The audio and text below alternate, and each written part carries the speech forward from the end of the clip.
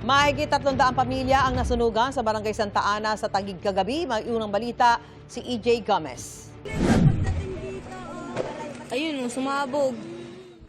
Sunod-sunod na mga pagsabog ang nakunan sa videong ito habang naglalagablab ang apoy sa Barangay Santa Ana, Taguig, pasado alas 6:30 kagabi.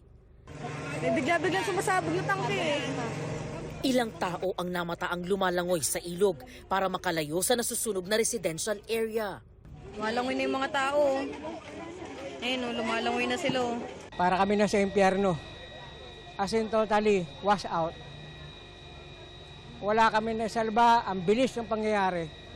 Yung apoy parang parang dilubyo kung tawagin. Itinaas sa ikalimang alarma ang sunog pasado alas 7 ng gabi.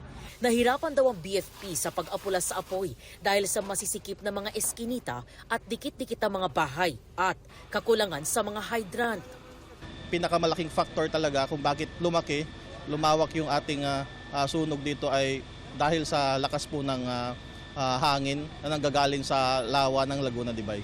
Inilikas ang mga nasunugan sa kalapit na eskwelahan. Ayon sa BFP, abot sa 175 na bahay ang natupok ng apoy. Nasa 350 pamilya o mahigit 700 individual ang apektado.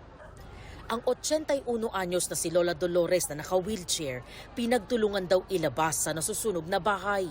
Naku, malaking apoy talaga doon sa dulo. Gusto ko. Sabi ko, naku, Panginoon ko, iligtas po ninyo kami sa apoy. Hindi ako makahinga sa init. Ako, Diyos ko. Sabi na nung ang bumbero, buhatin ko na kayo, binuhat ako. Nailigtas naman ng pamilya ni Hilda ang mga alaga nilang aso. Nung sigaw-sigaw na sa akin yung asawa ko na kunin na lang daw yung mga papeles, mga ganyan-ganyan.